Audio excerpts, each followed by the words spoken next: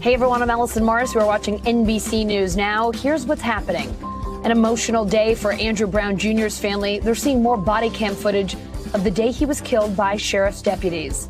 On Capitol Hill, a showdown in the Senate over the For the People Act. What does that voting rights legislation look like tonight? And the Colonial Pipeline still offline. The fuel shortages in this country getting worse by the day.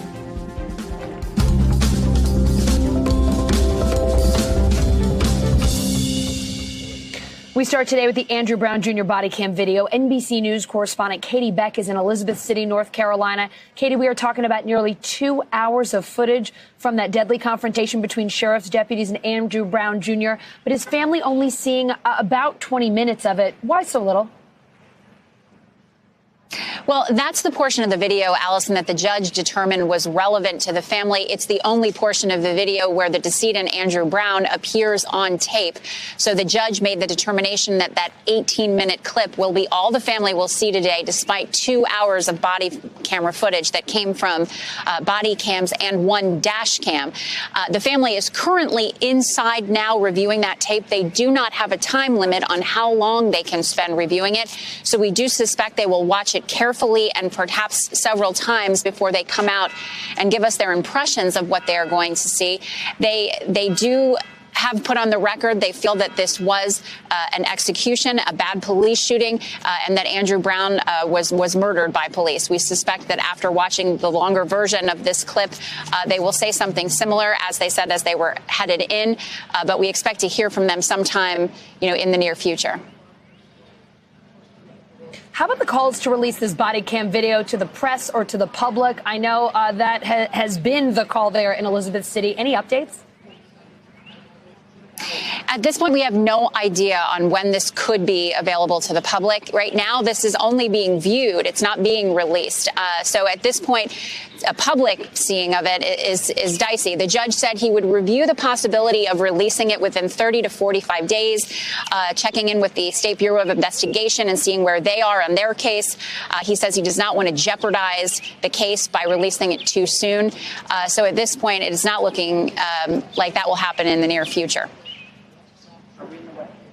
All right, Katie, a lot still up in the air there. We will, of course, wait to hear from the family and appreciate your reporting today. Thank you so much. Senate Democrats pushing ahead with their sweeping voting rights bill today. The Rules Committee starting a marathon markup. NBC News Capitol Hill correspondent Leanne Caldwell live for us on the Hill. So, Leanne, Senate leaders Chuck Schumer and Mitch McConnell are part of this markup. That's kind of rare, and I really feel like shows us how high stakes this is. So how's it going so far? Yeah, well, they are in a marathon markup, which is what they're doing is they're trying to craft this legislation. They have the basis of the legislation, which is taken from H.R. 1, which the House passed a couple months ago. But this legislation is pitting Republicans and Democrats against each other, and it has become a critical, central, divisive issue up here in Congress and also out in the states. We'll talk about that in a moment. But first, let's listen to the two leaders at this hearing today. The Democratic Party, on its own, wants to rewrite the ground rules of American politics for their benefit. We all know that's what this is about. In democracy, when you lose an election, you try to persuade more voters to vote for you. You don't try to ban the other side from voting. Democrats have prioritized expanding access to the polls, while what's happening in the states is including Georgia, Arizona, Texas, Florida. There are legislatures who are trying to restrict access to the voting booth, making it more difficult to vote. So while that's playing out in state houses, this battle where Democrats control Congress is playing out in Congress, and both sides have very strong opinions on this, and there is little room for compromise, Allison.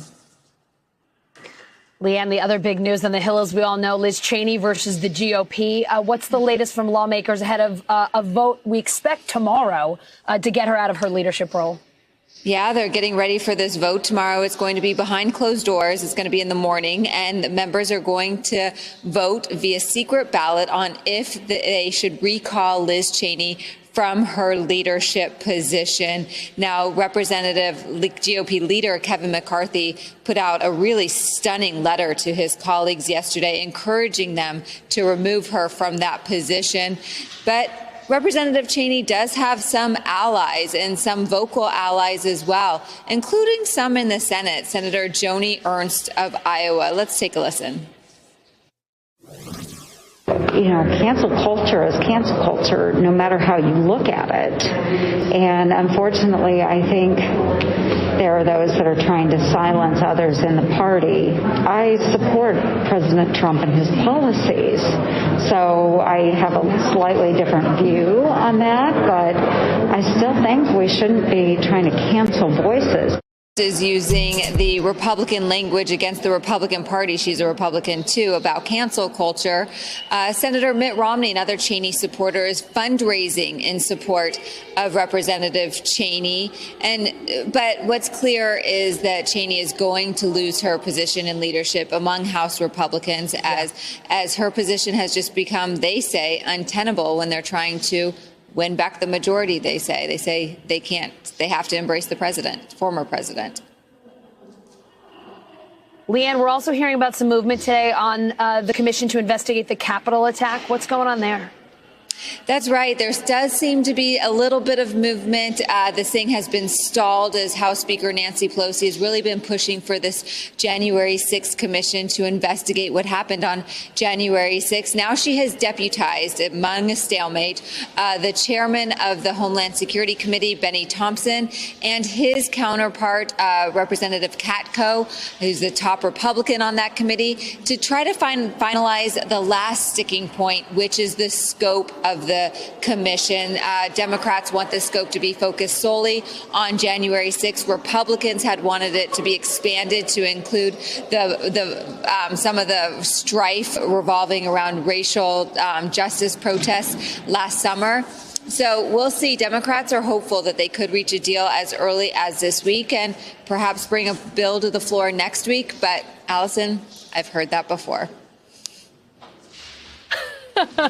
Leanne, you've been told this story one time too many. We'll see what happens. Leanne Caldwell, thank you so much. Thanks. President Biden talking vaccines with a bipartisan group of governors this afternoon. The goal of that virtual meeting, figuring out innovative ways to get COVID shots in arms as vaccination rates slow down. NBC News White House correspondent Mike Memoli joining me now. Mike, the president has said he wants 70% of adults to have at least one shot by July 4th. So what brilliant ideas did they come up with at this meeting? Well, Allison, the president heard from 3 Republican governors, 3 Democratic governors talking about how to reach those harder to reach populations who haven't been getting the vaccinations just yet. He heard things about mobile units, how effective they were at reaching rural areas and inner cities, for instance, about having the Johnson & Johnson one and done dose, how important it was to have that back online. Also about having folks like churches and trusted community voices rather than government officials being the messengers here. But I have 2 words for you that really was the big takeaway, and that was free stuff.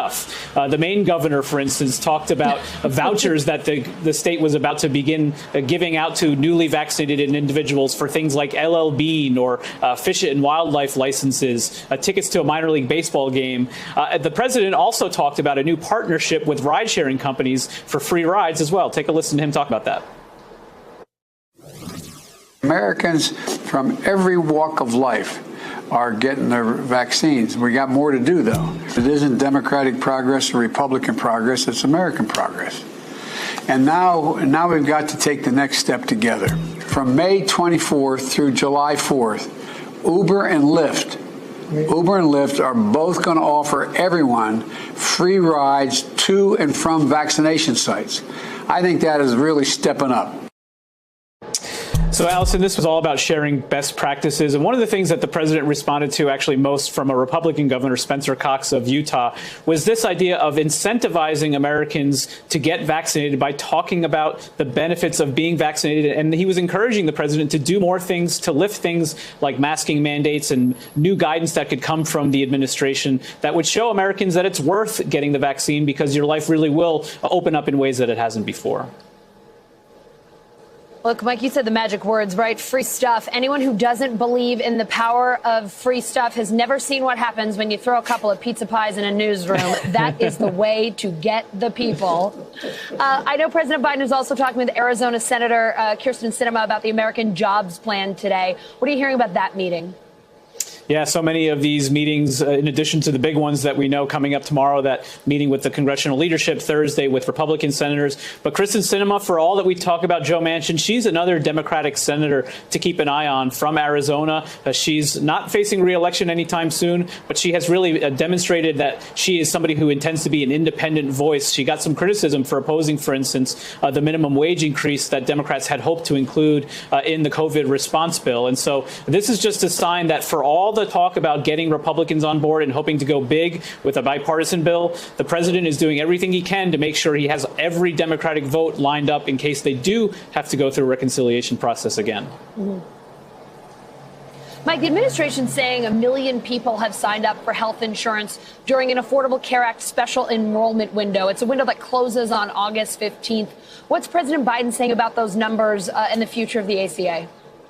Yeah, I saw a remarkable statistic today, which is for all the talk about what the Trump administration did to try to undercut the president's President Obama's signature health care law and the attempts they tried to, of course, repeal it weren't successful, but to administratively undo it. There are now more Americans enrolled through the Affordable Care Act now than there were when President Obama left office 4 years ago. Now, one of the first steps President Biden took, of course, was reopening the exchanges with the pandemic as the rationale, getting more people health care. And now he's using this new milestone to point to some of the proposals he has in his American Families Plan. And in his statement, I'll read part of it to you. He said the American Families Plan will build on this work to make health care more affordable. Today's milestone demonstrates that there is a need and a demand for high quality, affordable health coverage. And so clearly the administration doing everything it can to fortify the Affordable Care Act after 4 years in which the President Trump tried to undercut it. But clearly some of their proposals would even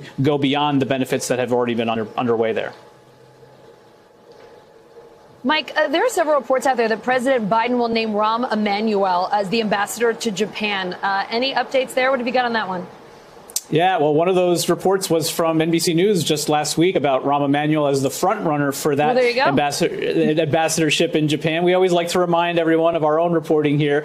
Some of the other names that the president is closing in on naming to some of these ambassadorial posts include Cindy McCain to be the ambassador to the World Food Program. That's a good one because it's based in Rome. So I say that as an Italian American, a good destination. Julianne Smith, a former Biden security official, is also being considered as the ambassador to NATO. Ken Salazar as the ambassador to Mexico. But there's a reason the White House hasn't announced these yet. The White House has said they want to announce its first batch of ambassadorial nominations as career officials. Rahm Emanuel, the former Chicago mayor, the former White House chief of staff, he is what you would call a political appointee. And so this administration is going to announce some of those career professionals in the Foreign Service before they get to people like Rahm Emanuel.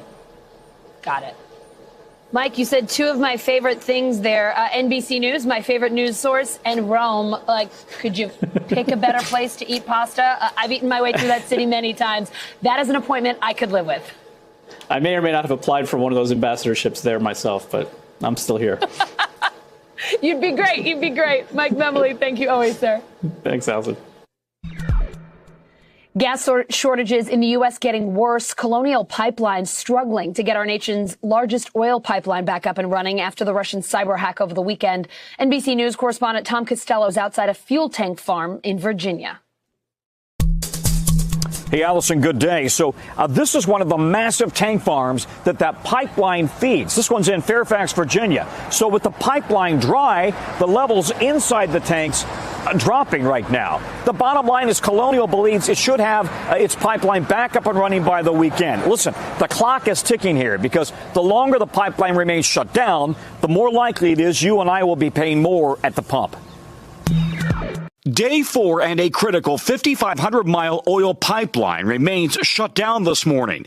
Gas shortages now being reported in at least 6 states and expected to grow, stretching down the highways as customers wait at the pumps. The governor of North Carolina has declared a state of emergency. The station there running out of fuel. Motorists that absolutely have to travel should be about the only ones on the roads. The severity of the situation is significant. The fuel supply shortage also impacting some air travel, including 2 daily flights from American Airlines. President Biden now promising swift action. The Department of Energy is working directly with Colonial to get the pipelines back online and operating at full capacity as quickly and safely as possible. The ransomware attack is also exposing new vulnerabilities, from oil and gas to power grids to dams to the nation's water supply, often owned by private companies. They serve as the first line of defense, and we depend on the effectiveness of their defenses. The FBI confirming that the cyber criminals responsible for the pipeline attack are known as Dark Side, a sophisticated Russian-based criminal gang that targets the data of English-speaking entities for ransom payments. Whether this is approved or authorized by the Kremlin is increasingly irrelevant, because Russian operations in criminal groups has been going on for years. So there's some degree of tacit approval because it's happening under their nose. Colonial, critical to America's fuel market, has not said whether it will pay the attackers' ransom demands. But experts warn because cyber criminals often make money off these types of attacks, companies, small and large, which power the nation's infrastructure, are at risk. This is one of many warning shots. We've been seeing this for quite some time. It's going to continue. So as for gas prices, we're likely to see an increase of 3 to 6, maybe 7 cents a gallon over the coming days, but more in the Southeast, more in those states that have already been affected by gas shortages, where we're seeing the longer lines. But if they can get the pipeline open by the weekend, then it's likely will stabilize with the national price around $3 a gallon, maybe a little more. That would still be the highest since 2014. Israel increasing its attacks on the Gaza Strip, rockets and missiles raining down in the Middle East. At least 28 Palestinians, including 10 children, now dead. Israeli Prime Minister Benjamin Netanyahu saying Hamas will receive blows that it didn't expect. NBC News foreign correspondent Molly Hunter joining me now from London. Molly, I understand there's a new round of rocket fire tonight in Tel Aviv. What is going on in that region right now? Hey, Allison, that's right. And we just got an updated death toll. I just want to correct. I know that we had that 28 as of 5 minutes ago, but we just learned that now 30 people have died in Gaza because of Israeli airstrikes, including 10 children. But what is happening right now, essentially, is that the Israeli military are warning Gazans that they will take down more high-rise civilian buildings that they say are being used by Hamas operatives. A couple of hours ago, we saw one apartment building with 80 different apartments completely flattened in Gaza. And Hamas, the militant group which runs the Gaza Strip, is in turn saying, well, we have more rockets that we can fire at Tel Aviv. So right now, those updated death tolls, as we said, Allison, 30 Palestinians have died, including 10 children. And on the Israeli side, at least 3 Israelis, so 2 women in Ashkelon, which is a southern Israeli city, earlier today, 1 person tonight in Tel Aviv because of that rocket fire barrage, and at least 13 people were wounded in Tel Aviv. Now, 130 rockets were fired into Tel Aviv. Allison, we haven't seen anything like this since 2014. Rockets hit a bus where we believe 7 people were injured. They hit buildings. They hit central Tel Aviv. The airport, Ben Gurion Airport, even stopped flights as the rockets came in. Now, Prime Minister Benjamin Netanyahu just spoke, Allison, literally minutes ago. I just want to share some of the things that he said. And the headline is that this isn't over. So he says Hamas have paid and will pay a heavy price for their aggression. He says we stand united against the enemy. He says this campaign will take time. And next to him, Allison, his defense minister, Benny Gantz, was speaking, who said this is just a start, calls on all Israeli citizens to act responsibly. And he says we will return quiet and security for the long term. Now, all of this started, Allison, we have been watching the tensions simmering in Jerusalem for the last couple of days. This started actually because of a court case. Jewish Israeli settlers are trying to push out Palestinian families in a neighborhood in East Jerusalem, in occupied East Jerusalem, called Sheikh Jarrah. That went to court last week. That has since been pushed. But that is where we saw those huge crowds of Palestinians protesting and gathering around the old city. And that is when we saw the Israeli military storm Al-Aqsa Mosque. Those pictures, Allison, are still incredibly dramatic and a huge provocation to storm the holiest site, one of the holiest sites for the Muslim faith, in the weekend before Ramadan. Now, when you combine Prime Minister Netanyahu's words tonight and earlier today, he spoke at the southern border, with the fact that tomorrow is the final day of Ramadan, the holiest month for Muslims, you've got a very potent combination. We'll be watching really carefully. Yeah. Oh, no doubt. It's such a devastating situation there to hear about the deaths, the children. Molly, thanks for updating us on what's going on tonight.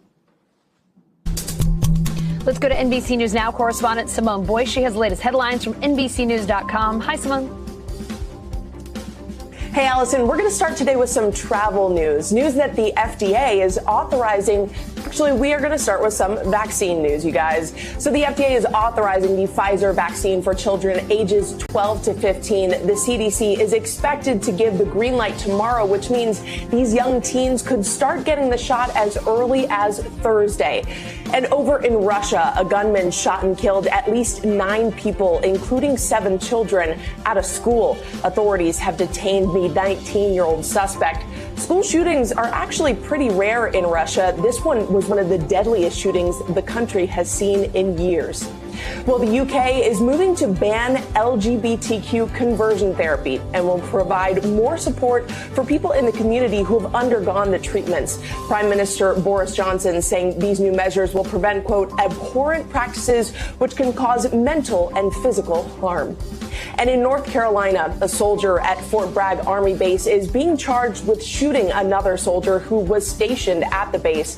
26-year-old Tiara Nicole Vinson was charged with first-degree murder and shooting a firearm into occupied property.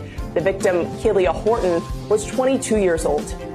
And in Houston, a tiger is still on the loose. Yeah, you heard that right, a tiger. The suspected owner has been arrested after the tiger was roaming around in a front yard, obviously frightening residents to death. He put the tiger in an SUV and fled the scene. Luckily, there have been no reported injuries. I can't say that I have heard that one before, Allison. I don't even know how I would react if I saw a tiger in my neighborhood. Wow. Yeah, they don't hang around here all that often, so I'm not sure I would either. They're not regular. Cats here are much smaller. I don't know. But you do have those big rats. You do have those. We've got those huge. The pizza rats, you know it. Visit New York, get vaxxed. The city now offering COVID shots at some of its most popular tourist spots. MSNBC senior national correspondent Chris Jansing is in Times Square. Hey there, Allison. New York City officials will tell you that if this city is going to fully come back, tourism has to come back. It's so much a part of what gives New York its energy and also feeds its economy. In 2019, 400,000 jobs created, $70 billion pumped into the economy.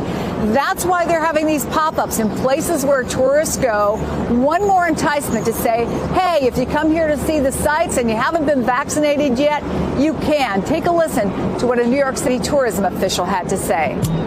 People have not had an opportunity to travel in more than 13 months. So there's an extraordinary amount of pent-up demand. And New York City is one of the most appealing places for people to want to go. So if you can check off the box a vaccine, if you have not gotten one, make a plan to do it. And by the way, we're going to give you access to some of our tourist attractions at the same time as a further incentive. And New York City offering other enticements, because if you get a shot here, you also get some freebies, things like free tickets to the New York Botanic Garden, to the Bronx Zoo, to performances at Lincoln Center. And one more thing, they're taking something that was kind of seen as a lemon and making lemonade out of it. You know, restaurants really took such a hit at the beginning of the pandemic, could only do outdoor dining and had to put money into outdoor tables. Many of them have covered spaces and heated spaces where folks can dine outdoors. Now the tourism officials here are saying we are now a cafe culture. They're using that as a way to draw in tourists who may not be able to go to the original cafe culture in Europe, but saying it exists here. We're one of the great dining destinations in the world. All of it to get New York City back up and running this summer. Should the COVID vaccine be mandatory for the U.S. military? The Navy Surgeon General thinks so. NBC News senior Washington correspondent Hallie Jackson takes a deep dive into vaccine hesitancy and vaccination rates among our service members. Hey there, Allison. You know, the Marines are the only branch releasing numbers for how many service members are actually declining the vaccine. And right now, those numbers show they're saying no at a higher rate than the rest of the country. That kind of vaccine skepticism is being called a critical threat to our national security by some lawmakers, with this push by some to get the military to make the vaccine mandatory. To most people, it's simply a shot, but to the military, it's like biological body armor. At least that's how the Navy's Surgeon General describes it. This is no different than putting on a helmet and a flak jacket in a combat zone. Admiral Bruce Gillingham says more than 40% of the Department of the Navy has been vaccinated already. But the latest numbers available show more than a third of all Marines offered the vaccine have declined. That's a higher vaccine hesitancy rate than estimates for the rest of the country. Is that a figure you're concerned about? Some individuals have decided that they want to wait and see. And so for those fence sitters, we are now beginning to see those individuals come and get the vaccine. So I think we're seeing a positive trend.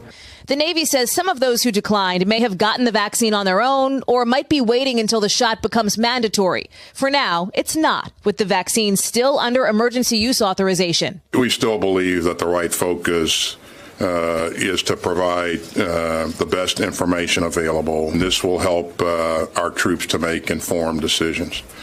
Craig asking President Biden about it in his exclusive interview last month. Will you order service members to get the COVID vaccine? I don't know. I'm going to leave that to the military. But why not? Well, I'm not saying I won't. I think you're going to see more and more of them getting it. According to the latest vaccine numbers released by the Pentagon, about 30% of the military has been vaccinated. More than 600,000 troops across all branches, and 250,000 more have had at least the first shot. Jake Wood deployed to Iraq and Afghanistan during his time in the Marines. Now, with Team Rubicon, he's mobilizing veterans to volunteer at vaccination sites across the country. Whether you like to admit it or not, the potential for COVID-19 to knock you out of the fight, it's there. We owe it to Americans to ensure that we're as ready and capable to defend our interests. Admiral Gillingham says it's critical to make sure the vaccine is available, along with good information about it. Do you see a point where this vaccine, in your medical opinion, should be mandatory? In this case, I think that we've seen that the vaccine is very safe. And so I think there's a strong argument to be made for that. And that ultimately is the Secretary of Defense's decision. Do you believe that things are trending in the right direction as it relates to the Navy? Hallie, I'm cautiously optimistic that we're really beginning to turn the corner. But I would emphasize we cannot take our foot off the gas. You know, Allison, there is a precedent for making some vaccines, some shots mandatory for people who are in the military. But keep in mind that COVID only has that emergency authorization from the FDA, not the full approval yet. Now, that could change, and it might change soon. You already have Pfizer that has filed for that full approval, for example. If and when that happens and more of the COVID vaccines get that approval, I think that's when you might see more of the conversation build around making potentially the COVID vaccine mandatory. School board elections becoming the latest political battleground in Delaware. A grassroots conservative group is going after school board seats and influence, fighting to open all schools and shut down some diversity education initiatives.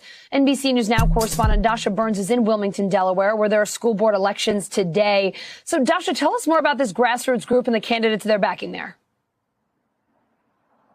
Well, Allison, look, the cultural flashpoints that we've seen at the national level are very much permeating politics at the local level, and they're igniting individuals and groups interested in shaping or reshaping the future of education in America. Allison, school board elections in Delaware, typically nonpartisan, typically don't even get a lot of attention. But the executive director of the School Boards Association in the state told me that this is by far the most politicized and polarized that he's ever seen these races. And a lot of locals are very engaged. I talked to some people coming out of the polling place here, and a lot of folks said they'd never voted in a school board election before. And Allison, in this blue state that is President Biden's backyard, there has been an influx of conservative candidates and conservative groups stepping into these races and looking to have some influence at the local level. Patriots for Delaware is one of those groups. They've been organizing, campaigning, and endorsing candidates for school board races across the state. We went to one of their events and spoke with one of their candidates. Take a listen to what she had to say. being helped. Where do you think there's too much focus right now? Right now, I think that I know really with the diversity, I fully support diversity and everything that comes along with that. But I think that with hiring a diversity administrator and everything. When some of our kids, 2/3 of our kids are failing in math. Like, why is that where we really need to be focusing? And Allison, the group Patriots for Delaware says they're starting with school board races, but they're also eyeing other local seats and elections that they think are going to be important. I asked them what they were looking for in candidates that they endorsed. They said they asked questions about COVID-19 and whether or not candidates opposed how the state handled the pandemic. They asked about whether cancel culture and political correctness had a place in the education system and asked about how they believe schools should handle topics like race. Allison. Dasha, on the flip side here, what are you hearing from the teachers union, from other parents that aren't part of this group? How do they feel about what's going on there?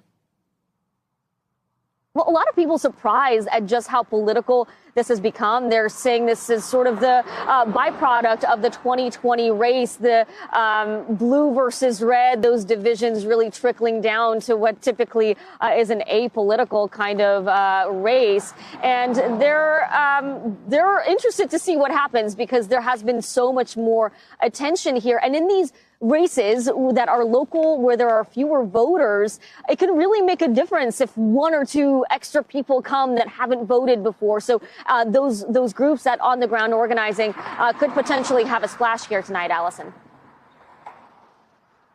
All right, Dasha Burns in Delaware. Always great to see you, my friend. Kids and teens love to connect with each other online, from chats to dance parties and, of course, video games. But it is also a great place to connect with criminals who are selling all kinds of dangerous stuff.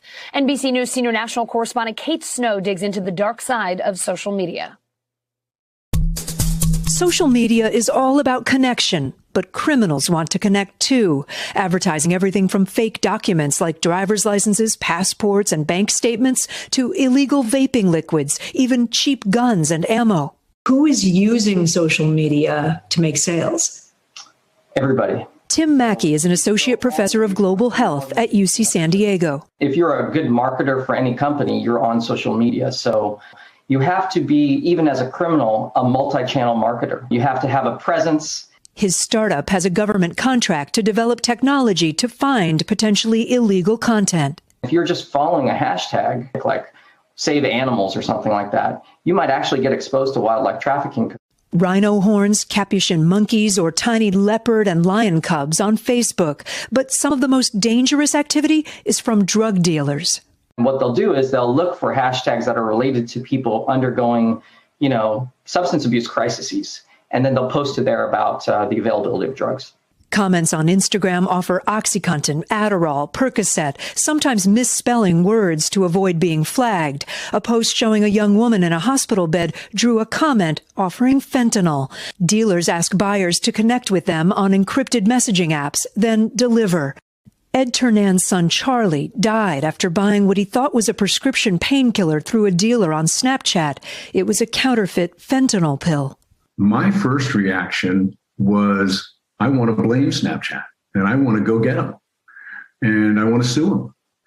And when you think about it a little bit more deeply, we made the decision that we were not going to try to get revenge, but it would be better to try to get results. We first told the Turnan story here on Today in February. They say they want to work with Snapchat. After that aired, Snapchat reached out, and now they're working with the Turnan family's foundation, Song for Charlie, on a campaign to warn Snapchat users about the danger.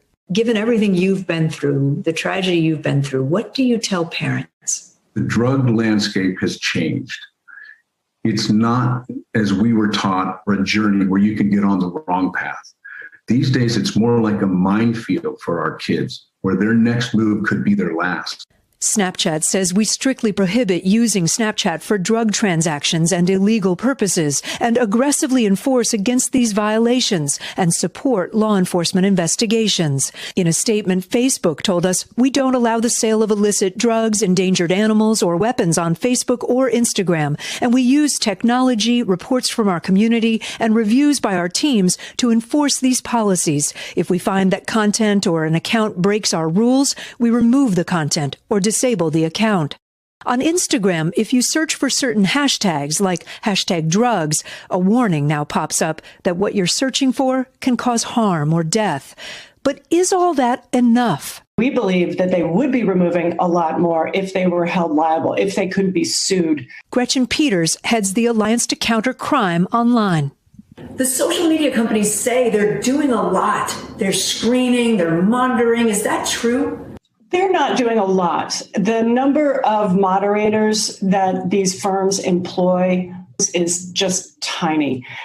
We ran the numbers with Facebook. The number of moderators per Facebook user would be the equivalent of the state of Ohio having one policeman. Kate joins me live now. Kate, great to see you. What specific changes do these activists want to see? What do they want to happen here? So let me say a couple of things. And first, I should just note that Facebook hasn't responded to that comment that you just heard from Gretchen Peters about how many people they have looking at content. We asked them for a comment when they didn't get back to us. But separately, that group, Gretchen's group, other activists, what they really want to see is a couple of things, Allison. One, they think that social media companies could stop searches of some certain keywords related to illicit activity. The other thing that they want is for what she mentioned, liability to change. They're lobbying to change the law, which exists now, that protects social media companies from anyone's content on their platforms, from being sued for that content. She wants to see that change too. Ed Ternan, who you saw in the piece, Allison, he said to me, I'm just hopeful that if Snapchat is making some voluntary changes, maybe other social media companies will start doing the same and follow their lead. Kate, how about law enforcement? What power do they have to crack down on dangerous or even illegal sales on social media? Yeah, good question. So there's no one law enforcement agency, Allison, that regulates any of this, right? And that's what's so hard. The content is so massive. There's so much of it that no law enforcement agency is watching over all of it. I talked to the head of the DEA here in New York recently about the fentanyl pills issue. And he said, look, when we reach out to social media companies, they help us. When we ask Snapchat or Facebook or anyone for data, they help, they cooperate. That's not an issue. But when I asked, could they be doing more up front to kind of screen, he said, well, yeah, I think they could. Kate, a really important report today, pretty eye-opening. Thank you so much for being with us. Facebook embroiled in some fresh election controversy, a former employee alleging that the company ignored or took its time dealing with evidence that fake Facebook accounts were undermining elections, not just in the U.S., but around the world. Facebook telling NBC it disagrees with that characterization. So what's really going on behind the scenes at the social media giant? NBC News senior international correspondent Keir Simmons spoke with two former employees about their experiences. They are on Facebook's front line, policing platforms designed to give everyone a voice. Now they are speaking out. We are paid to look at the worst of humanity every day, this Instagram content moderator said in an internal post before resigning last month. Now NBC News can reveal he is Josh Sklar. You're reviewing, maybe hundreds of pieces of content a day. And we're talking everything from hate speech to animal mutilation to videos of people committing suicide. One time you saw 3 child exploitation videos in the space of an hour. Yeah. And that wasn't even on the child exploitation queue. So that just suddenly pops up on your screen. I mean, that was a really bad day. For 2 years, Josh worked for Accenture in Austin, Texas, a contractor for Facebook. In 2019, staff reportedly complained of inhumane conditions there. He says without moderators like him, Facebook would become a total cesspool. Josh says they had to be actively filtering for over 6 hours a day. One time, he says, a glitch allowed animal mutilation images to go online. It continued for months. And you try and speak out and there's nothing. Yeah, I don't think that comes directly from malice. I think it comes from a certain really inefficient management structure. A document Josh signed made mental health programs mandatory, but warns he might suffer PTSD. It says, I monitor my own mental health. I mean, we were basically told, like, the company is not going to be held liable for these things. Accenture told us our people have 24/7 well-being support, including proactive and on-demand counselling. We ensure they have a clear understanding of the work they do. Sophie Zhang was a data scientist who worked for Facebook for more than 2 years. She felt she had the world on her shoulders. I was literally one level above a new hire straight out of college. When she was fired in 2020 for poor performance, for not focusing enough on her primary job, she, like Josh, wrote a scathing post. I found multiple blatant attempts by foreign national governments to abuse our platform. Facebook's job was to make money, not to protect democracy ultimately. If I was doing something that drastically affected Facebook's ad revenue, I'm sure people would have noticed and cared. During more than 2 years at Facebook, Sophie says she discovered armies of trolls working for authoritarian governments. What was your worst case example? Azerbaijan was the worst example, just because of the sheer size and audacity of the behavior. And all supporting Azerbaijan's leaders. In Honduras, she says, she found fake pages backing the president. Facebook, she says, took a year to take the posts down, while she was overwhelmed, forced to choose where to defend democracy and where to let it go. I was just one person. I can't single-handedly fix the world, though I certainly tried. Now she believes interviews like this are what will make Facebook listen. At the end of the day, Facebook is focused on publicity. A press fire is what we called it at Facebook. Facebook told us we fundamentally disagree with Ms. Zhang's characterization of our priorities, adding that they have already taken down more than 150 networks of coordinated, inauthentic behavior. Facebook says a more than 200-person expert team works with hundreds of sources like the FBI. Corey Kreider runs a not-for-profit called Foxglove to demand changes. She says Facebook is failing its workers and its users. If we're going to have a global public square, a platform that billions and billions of people use, it is Facebook's responsibility, its direct responsibility to moderate that platform properly. It's time for the bottom line, our daily look at what's going on in the business world and beyond. Today, it is all about tech. 44 state attorneys general telling Facebook to scrap its Instagram for Kids plan. The AGs are worried about mental health, cyberbullying, and privacy in this bipartisan letter to CEO Mark Zuckerberg, saying it appears that Facebook is not responding to a need, but instead creating one, as this platform appeals primarily to children who otherwise do not or would not have an Instagram account. NBC News senior media reporter Dylan Byers joins me now. Dylan, this Instagram for Kids is designed for kids under 13. The AG is saying that kids that young aren't equipped to deal with the challenges of having social media. What else did they write? Yeah, three things. The first is that the effects of Instagram, the effects of social media on kids that young is a primary concern for them.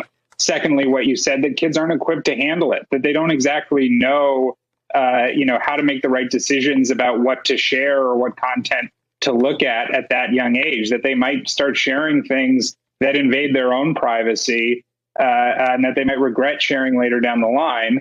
And then third goes back again to this concern that Facebook isn't doing enough to sort of make sure that they're protecting the safety and privacy of kids. And so basically what you have here is widespread concern from the attorney generals that an experience that we have already collectively as a society decided is problematic for adults and for society generally is now about to affect kids in ways we can't even anticipate. Yeah, that's a pretty good way to sum it up. Listen, we've talked about this before, right? About a month ago, child safety groups and lawmakers were voicing similar concerns. But I have to ask, right? Other internet companies have services for kids. I'm thinking of YouTube. So why is the concern here specific to Facebook? Yeah, you're right. And it's not just YouTube. I mean, you think even about television. When television was invented, there were concerns about the effect it would have on society. And then, broadcast networks created cartoons and all of a sudden there was content for kids under the age of 13. I think what's different here is that we're keenly aware at this moment in time about the new effects that social media is having on us as a society. And I think we want to be very careful about the effects that can have on young kids. I think YouTube might have skated through that a little more easily by virtue of the fact that they're dealing in video, and that's a little more similar to television. Yeah. Instagram, other social media networks have created a whole new kind of platform for people. But look, if you accept the notion, which I think is true, that the future of media is really a social media experience, then you have to anticipate that there's going to be some sort of social media experience for kids. And it's a question of how do you get to a place where that experience is safe and where kids' privacy and safety are protected. Right. So to that end, what's Facebook saying about it? Yeah, Facebook is effectively saying that they are trying to proactively make that experience better, that they're aware of these issues, and that they're talking to mental health experts and child experts and trying to ensure that those kids have a great experience and a safe experience. And I think that's part of the way that Facebook sees this, which I think is different than the way that the attorneys general see this, which is it is not so much that Facebook believes it is trying to create this new product solely to make more money. They see that kids under the age of 13 are already accessing Instagram, are already accessing Facebook, and they want to create a safer experience for those kids, and they want to give parents more visibility into what their kids are looking at so that they too can make sure that their kids are having a safer experience. And I think it's just a matter of the AGs and of Facebook finding common ground on this. Yeah. Oh, my goodness, Dylan, I do not envy parents these days having to worry about keeping their kids safe on social media. I grew up when we didn't even have the internet yet. And man, things are more complicated now. No, a lot more complicated. Dylan, thank you. If this next story doesn't put a smile on your face, I don't know what will. A 101-year-old calls himself the happiest man on earth, and he is a Holocaust survivor. NBC News correspondent Harry Smith shares his amazing story. My dear new friends. With a ready smile and a twinkle in his eye, a man of indeterminate age holds his audience spellbound. I was at the bottom of the pit, so if I can make one miserable person smile, I am happy. Eddie JQ describes himself as the happiest man in the world. We wonder if perhaps he is also the wisest. I do not hate anyone. Hate is a disease which may destroy your enemy, but will also destroy you in the process. His 2019 TED Talk in Sydney, Australia ended with a standing ovation. When we spoke with the 101-year-old recently, we were equally impressed. Where there is life is hope. If there's no more hope, you're finished. Dismissible bromides from a harmless old-timer, these are not. Eddie JQ was born Eddie Jakubowicz in Germany. He is a Holocaust survivor. This is me when I came back. I read your book. It sounds to me like you are very proud to be German. Very proud, because I thought I live in the most civilized, most cultured, and certainly the most educated country in Europe. And I was German first, and German second, and Jewish at home. None of which mattered to a nation, a people gone mad. People, society should not forget what happened. I don't hate no one, not even the German, but I despise them. 6 million Jews worked to death, starved to death, tortured and murdered.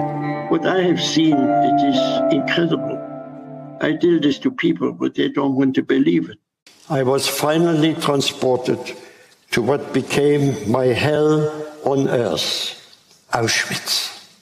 My parents and sister were also transported to Auschwitz, and I was never to see my parents again.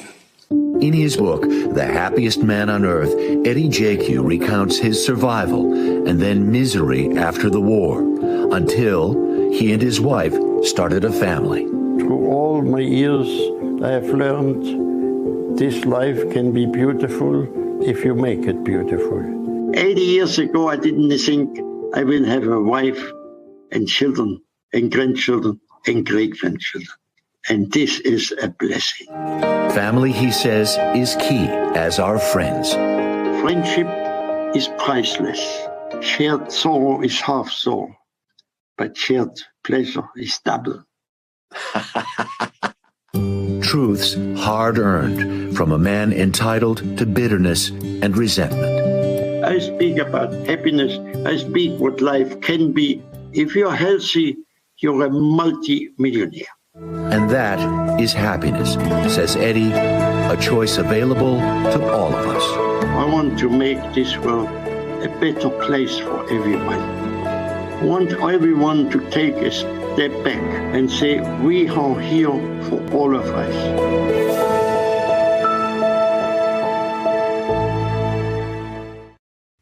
Hey, NBC News viewers, thanks for checking out our YouTube channel. Subscribe by clicking on that button down here and click on any of the videos over here to watch the latest interviews, show highlights, and digital exclusives.